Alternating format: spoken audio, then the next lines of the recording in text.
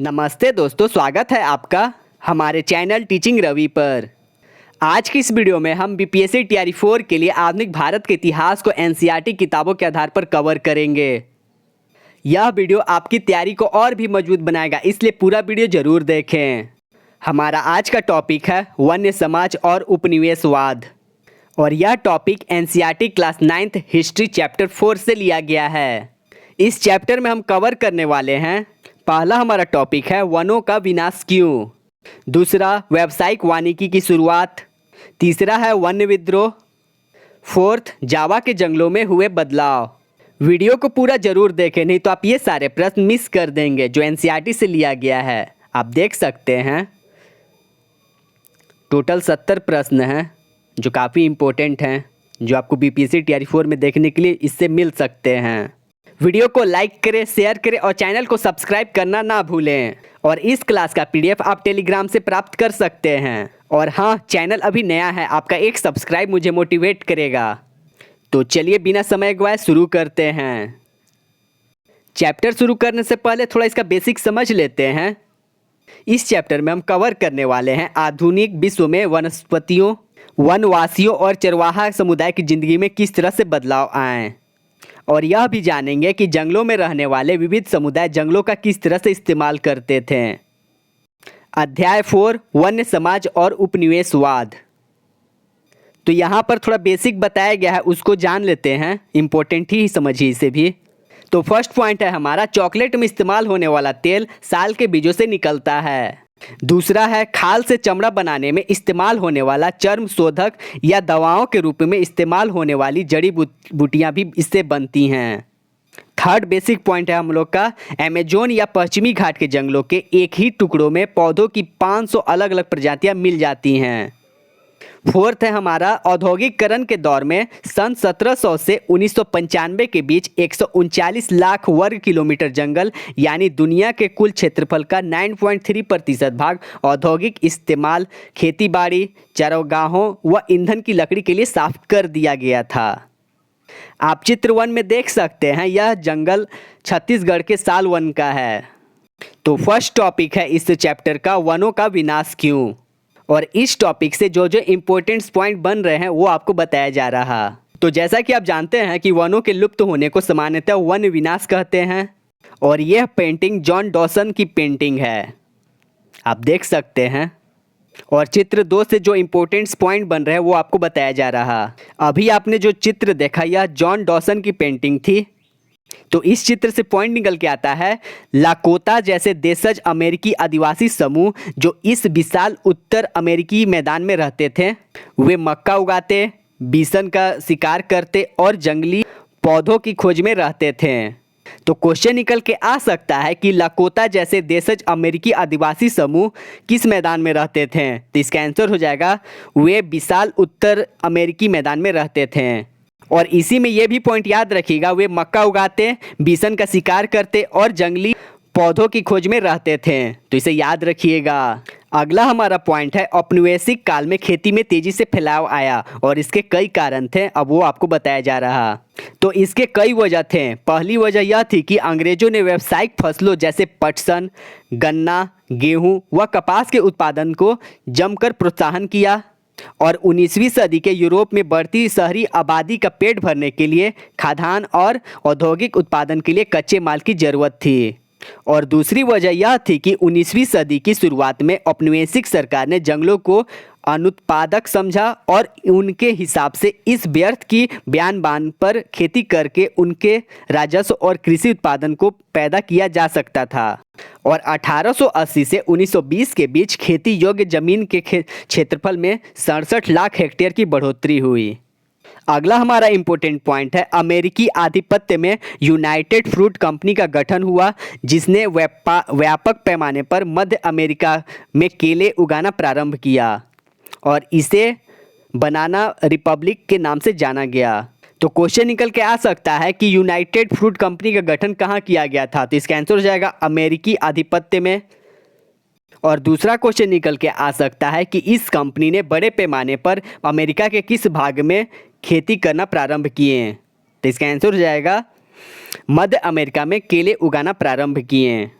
और जिसे बनाना रिपब्लिक के नाम से जाना गया।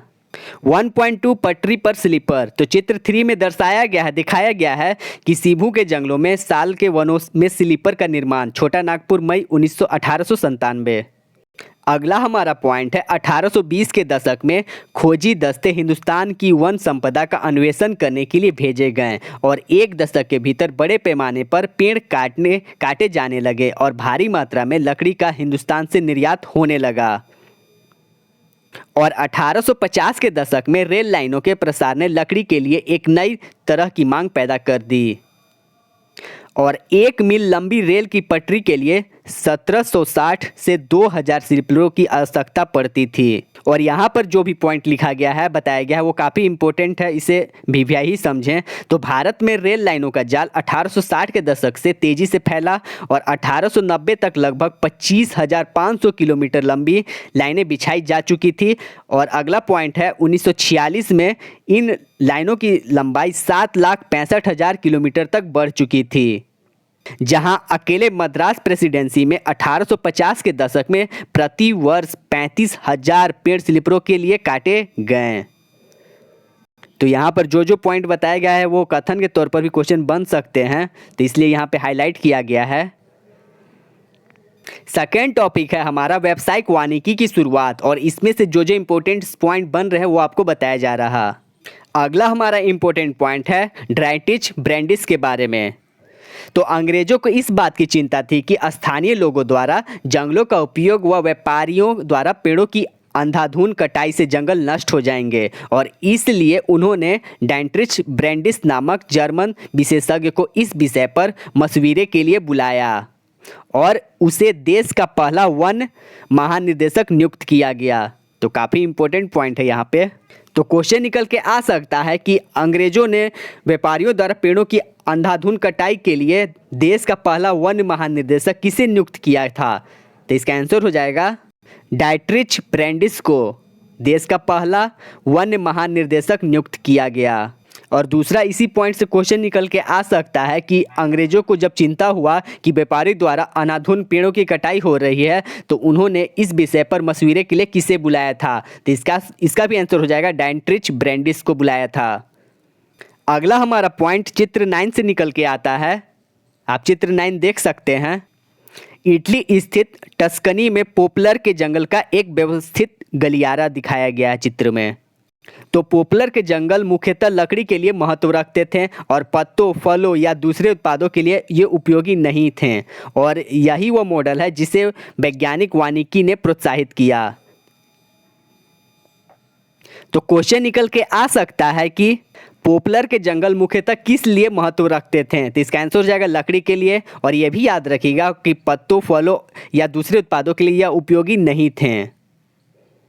अगला हमारा इंपॉर्टेंट पॉइंट है ब्रैंडिस ने 1864 में भारतीय वन सेवा की स्थापना की।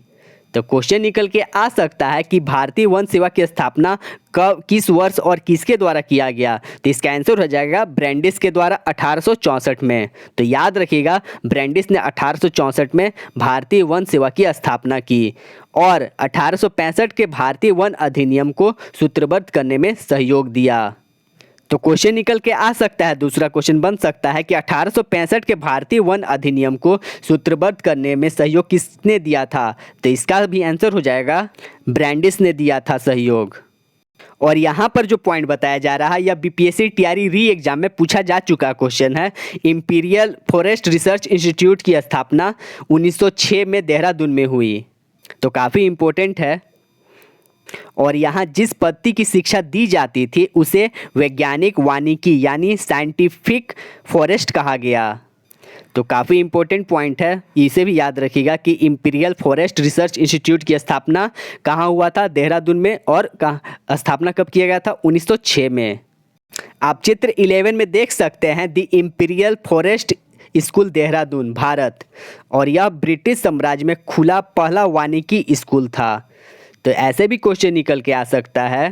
क्वेश्चन बन सकता है कि ब्रिटिश साम्राज्य में खुला पहला वानिकी स्कूल कौन सा था। तो इसका आंसर हो जाएगा the imperial forest school Dehradun में खोला गया था। अगला हमारा इम्पोर्टेंट पॉइंट है 1865 में वन अधिनियम के लागू होने के बाद इसमें 2 बार संशोधन किए गए, पहला 1878 में और दूसरा 1927 में।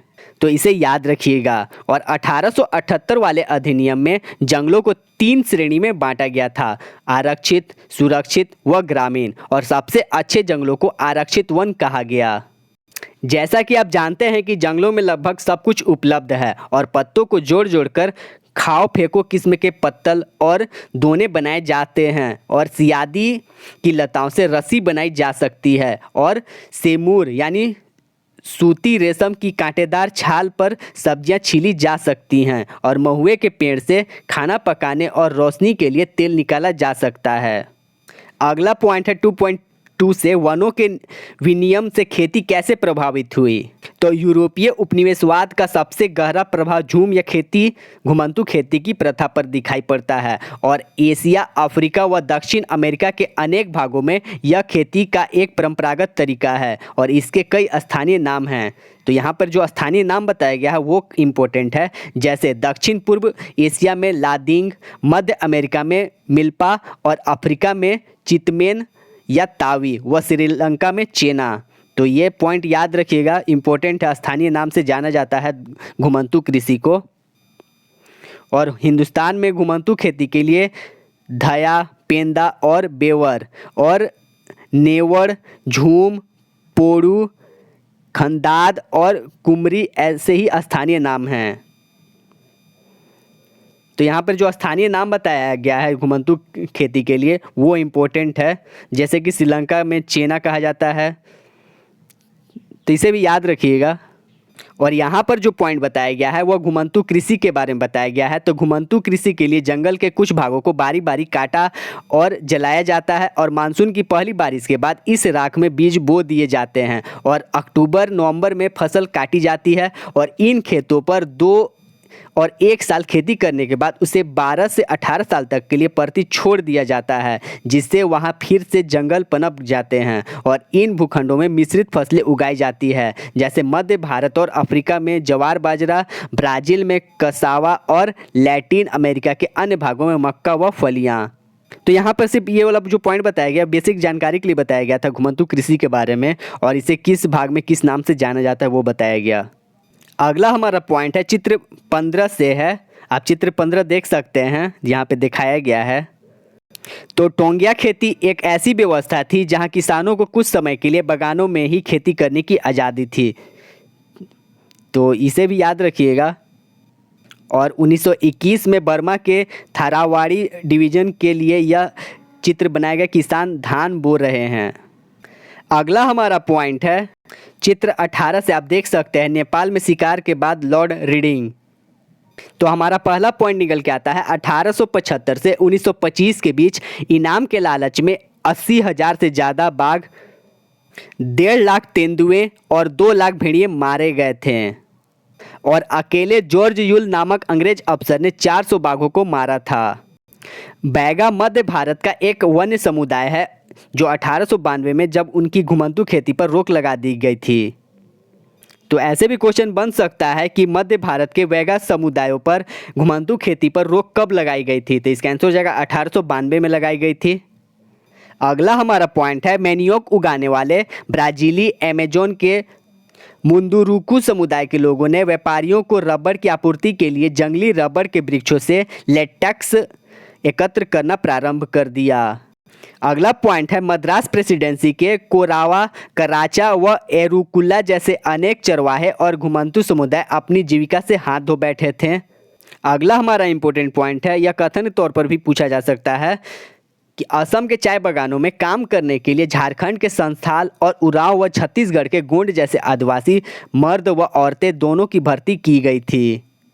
अगला हमारा पॉइंट है अमेजोन के पुटुमायो क्षेत्र में पेरुवियन रबड़ कंपनी ब्रिटिश व पेरुवियन साझे द्वारा रबड़ की निकासी हुई, तो तोस कहे जाने वाले स्थानीय इंडियनों की बेगार पर निर्भर थी। तीसरा हमारा टॉपिक है वन विद्रोह, और इसमें से जो इम्पोर्टेंट पॉइंट बन रहे हैं वो आपको बताया जा रहा। तो हिंदुस्तान और दुनिया भर में वन समुदायों ने अपने ऊपर थोपे गए बदलावों के खिलाफ बगावत की। वन समुदाय द्वारा जो बगावत किया गया था वो यहाँ पे जो पॉइंट लिखा गया वो इम्पोर्टेंट है। संथाल परगना में सिंधु और कानू और छोटा नागपुर में बिरसा मुंडा और आंध्र प्रदेश में अल्लूरी सीताराम राजू के द्वारा किया गया था वन समुदायों पर जो विद्रोह किया गया था। इन वन समुदायों ने अपने ऊपर थोपे गए बदलाव के खिलाफ बगावत की थी। तो याद रखिएगा कि संथाल परगना में सिंधु और कानू ने और छोटा नागपुर में बिरसा मुंडा और आंध्र प्रदेश में अल्लूरी सीताराम राजू ने किया था बगावत अंग्रेज़ों के खिलाफ वन समुदायों पर उनके ऊपर थोपे गए लगानों के खिलाफ। और इस पॉइंट में वन विद्रोह में हम बस्तर रियासत में हुए विद्रोह का विस्तार से अध्ययन करेंगे। तो 3.1 है बस्तर के लोग। तो बस्तर का जो क्षेत्र है, बस्तर छत्तीसगढ़ के सबसे दक्षिणी छोर पर आंध्र प्रदेश, उड़ीसा व महाराष्ट्र की सीमाओं में लगा हुआ क्षेत्र है। और पठार के उत्तर में छत्तीसगढ़ का मैदान और दक्षिण में गोदावरी का मैदान है। इंद्रावती नदी बस्तर के आर पार पूरब से पश्चिम की ओर बहती है। तो क्वेश्चन निकल के आ सकता है कि कौन सी नदी बस्तर के आर पार पूरब से पश्चिम की तरफ बहती है। तो इसका आंसर हो जाएगा इंद्रावती नदी। और बस्तर में मरिया और मुरिया, गोंड, धुरवा, भतरा, हलवा आदि के अनेक आदिवासी समुदाय रहते हैं।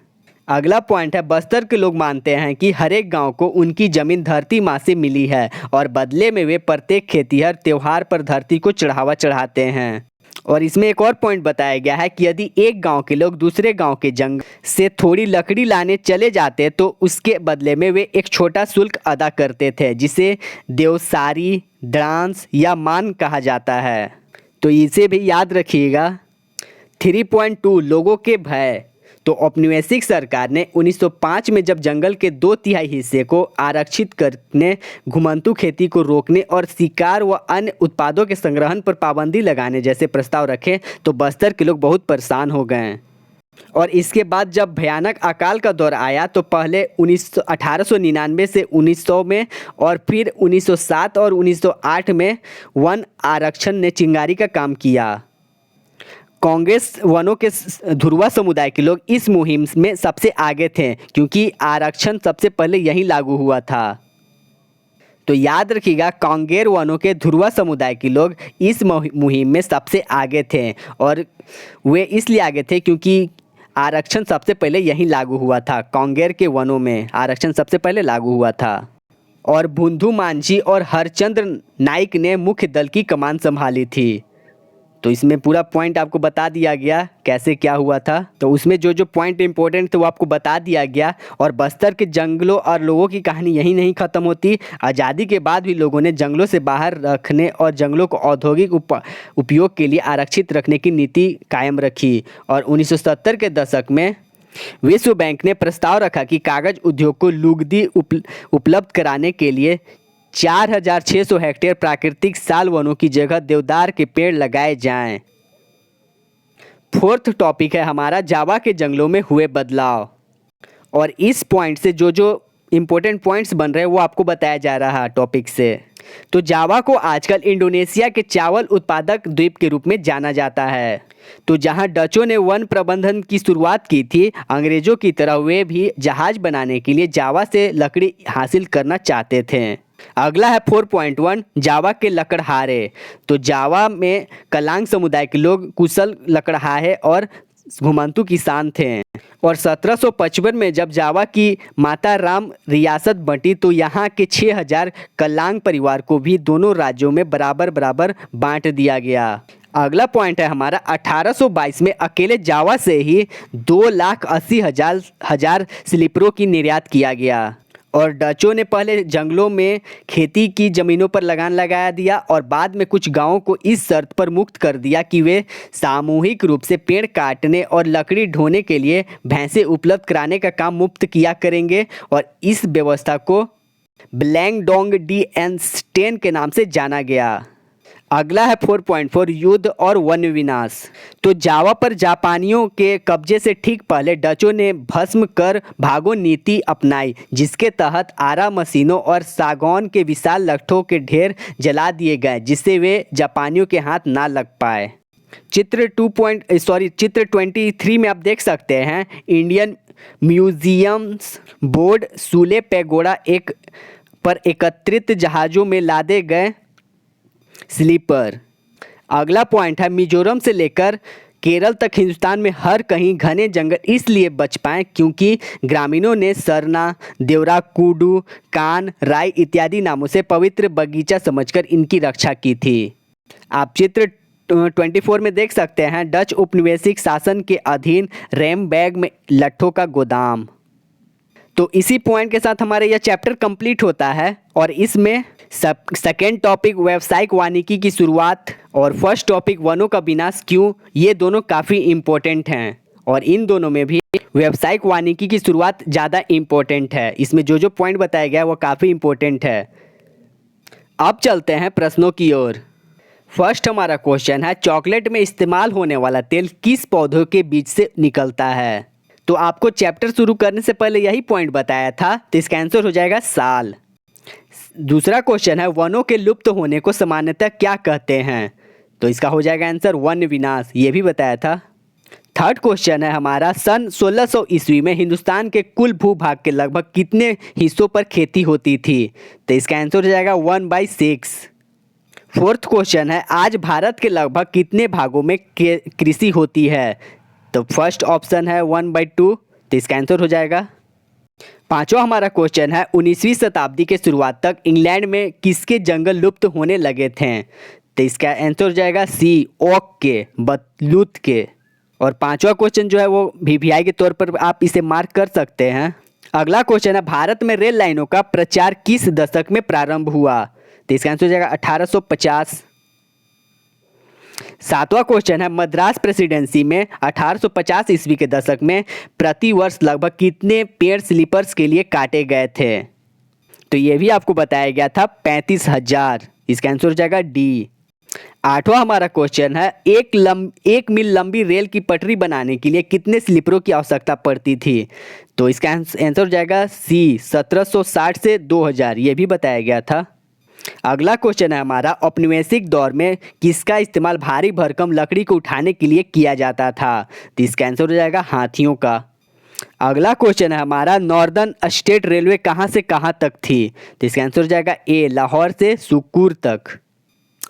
11वां हमारा क्वेश्चन है मुल्तान से सुकूर के बीच कौन सी रेलवे लाइनों का निर्माण हुआ था। तो इसका आंसर हो जाएगा ए, इंडस वैली रेलवे। 12वां हमारा क्वेश्चन है भारत का पहला वन महानिर्देशक कौन था। तो इसका आंसर हो जाएगा बी, डैंट्रिच ब्रैंडिस। 13वां हमारा क्वेश्चन है भारतीय वन सेवा की स्थापना कब हुई। तो भारतीय वन सेवा की स्थापना 1864 ईस्वी में हुई, आंसर सी। अगला क्वेश्चन है इंपीरियल फॉरेस्ट रिसर्च इंस्टीट्यूट की स्थापना कहाँ हुई थी। तो इसका आंसर हो जाएगा सी, देहरादून।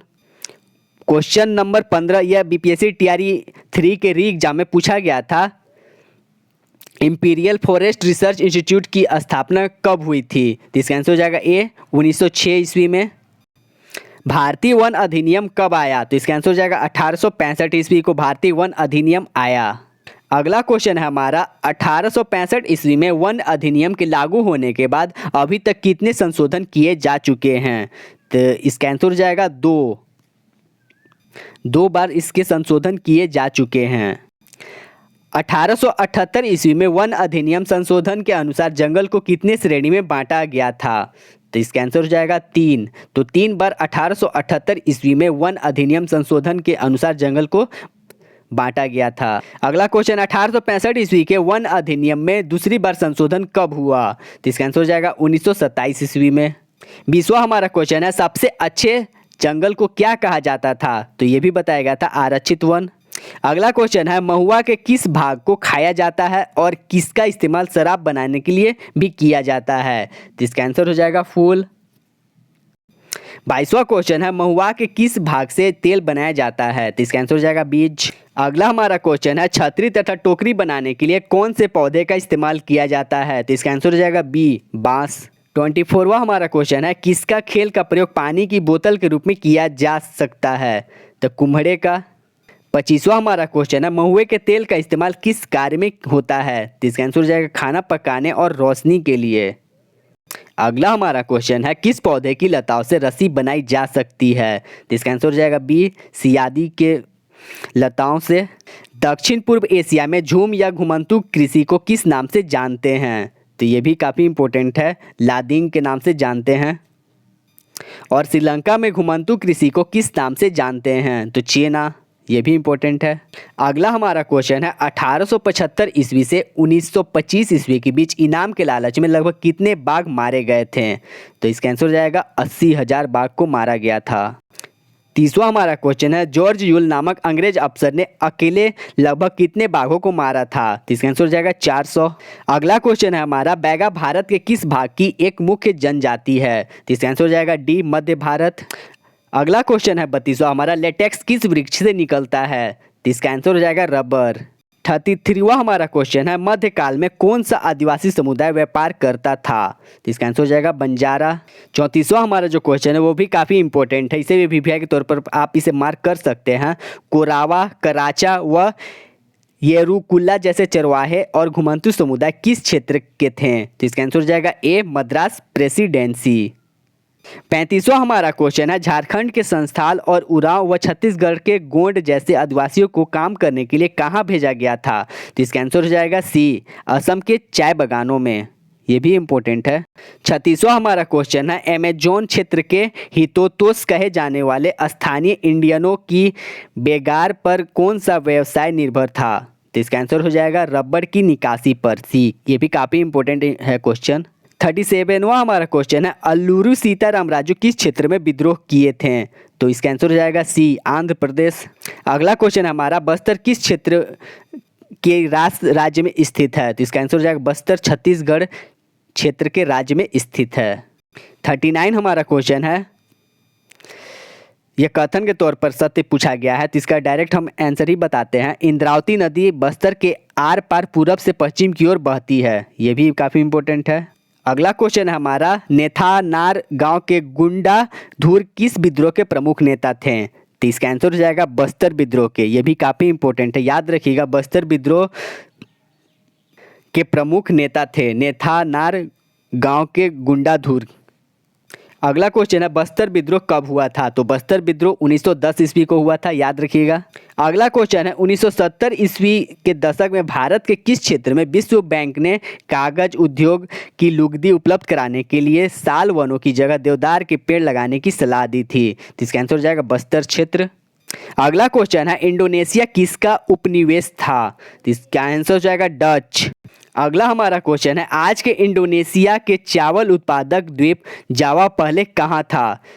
तो इसका आंसर हो जाएगा बी, वनाच्छादित। अगला हमारा क्वेश्चन है, जावा में कलांग समुदाय कौन थे? तो इसका आंसर हो जाएगा घुमंतू किसान थे और कुशल लकड़हारे थे। जावा पर डचों के बाद किस देश का कब्जा हो गया? तो जापान का। और जावा में भस्म कर भागो नीति किसने अपनाई थी? तो डचों ने अपनाई थी। ये भी काफ़ी इंपॉर्टेंट है। अगला हमारा क्वेश्चन है, हिंदुस्तान में अंग्रेजों के लिए रेल लाइनें क्यों अनिवार्य थी? तो इसका आंसर हो जाएगा औपनिवेशिक आवागमन और व्यापार में सहायता थी, और दूसरा सेना के आवागमन में सहायक थी। अगला हमारा क्वेश्चन है, घर बनाने या ईंधन के लिए लोग लकड़ियाँ कहाँ से ले जा सकते थे? तो इसका आंसर हो जाएगा सुरक्षित वनों से और ग्रामीण वनों से। विदेशों में निम्न में कौन सा नाम झूम कृषि के लिए इस्तेमाल नहीं होता था? तो इसका आंसर हो जाएगा थारू। अगला हमारा क्वेश्चन है, भारत में कौन अंग्रेज अफसर बाघ के शिकार के लिए प्रसिद्ध था? तो इसका आंसर हो जाएगा ए, जॉर्ज यूल। अगला क्वेश्चन है कि किसे वन कानून के अंतर्गत नहीं लाया गया था? तो गांव में पशुपालन पर रोक लगा दिया गया था, तो इसे कानून के अंतर्गत नहीं लाया गया था। बाकी ये तीनों जो ऑप्शन दिया गया उसे लाया गया था, आप इसे पढ़ लीजिएगा। 53 हमारा क्वेश्चन है कि इनमें से किसे अपराधी कबीला नहीं कहा जाता था? तो संस्थाल को नहीं कहा जाता था अपराधी किला, तो याद रखिएगा संस्थाल को अपराधी कबीला नहीं कहा जाता था। अगला हमारा क्वेश्चन है, कांटेदार छाल वाला वृक्ष कौन सा है? तो इसमें हो जाएगा सेमूर, बी ऑप्शन। 55वां हमारा क्वेश्चन है, स्लीपर कहाँ इस्तेमाल होता था? तो रेल की पटरी के नीचे। अगला हमारा क्वेश्चन है, स्थानांतरण कृषि का एक अन्य नाम क्या है? तो झूम कृषि। अगला हमारा क्वेश्चन है, देहरादून के इंपीरियल फॉरेस्ट इंस्टीट्यूट में किस वन प्रणाली का अध्ययन कराया जाता था? तो इसका आंसर हो जाएगा सी, बगान वानिकी की। अगला हमारा क्वेश्चन है, इनमें से कौन भारत में अंग्रेजों के खिलाफ बगावत करने वाले वन्य समुदाय का नायक नहीं थे? तो इसका आंसर हो जाएगा जयपाल सिंह मुंडा। अगला हमारा क्वेश्चन है, तेंदू के पत्तों का प्रयोग किस काम में किया जाता है? तो इसका आंसर हो जाएगा सी, बीड़ी बनाने में। 60वां हमारा क्वेश्चन है, चर्म शोधक यानी टैनिन का क्या उपयोग है? तो खाल से चमड़ा बनाने में। आंसर हो जाएगा डी। अगला क्वेश्चन है, कृषि भूमि विस्तार का बुरा परिणाम क्या था? तो इसका आंसर हो जाएगा सी, वनों का विनाश। अगला हमारा क्वेश्चन है, 19वीं शताब्दी में इंग्लैंड में जलयान निर्माण की समस्या उत्पन्न होने का क्या कारण था? तो इसका आंसर हो जाएगा सी, वनों की कमी। अगला हमारा क्वेश्चन है, घुमंतू खेती एक खेत पर कितने वर्षों तक की जाती थी? तो 2 वर्षों तक की जाती थी। अगला हमारा क्वेश्चन है, चाय, कॉफ़ी और रबड़ के बागानों का निर्माण अधिकतर कैसे हुआ? तो इसका आंसर हो जाएगा बी, वनों की काट कर। अगला हमारा क्वेश्चन है, बेहतरीन बाड़े बनाने के लिए किस पौधे का इस्तेमाल किया जाता था? तो इसका आंसर हो जाएगा सी, बांस का। और वन इलाकों में रहने वाले लोग जंगलों से क्या लाते थे? कंदमूल, फल, पत्ते, लकड़ियां और औषधि लाते थे। और तेंदू पत्ता के एक बंडल में कितने पत्ते होते थे? तो इसका आंसर हो जाएगा बी, 50 पत्ते होते थे। और जॉर्ज यूल किस जानवर के शिकार के लिए जाना जाता है? तो बाघ के शिकार के लिए जाना जाता थे। नगारिंद जेरी किस देश की आदिवासी समुदाय है? तो यह ऑस्ट्रेलिया के आदिवासी समुदाय हैं, नगारिंद जेरी। और आखिरी हमारा क्वेश्चन है, आदिवासी समुदाय में ईंधन की लकड़ी इकट्ठा करने की जिम्मेदारी सामान्यतः किसके पास होती है? तो औरतों के पास। तो इसी के साथ हमारे टोटल 70 प्रश्न कंप्लीट हो जाते हैं और इस चैप्टर के सारे इम्पोर्टेंट प्रश्न और कॉन्सेप्ट क्लियर करने के बाद यह चैप्टर समाप्त होता है। और इस क्लास का PDF आप टेलीग्राम से प्राप्त कर लीजिएगा। देखने के लिए धन्यवाद। हम मिलेंगे अगले वीडियो में, तब तक के लिए नमस्ते।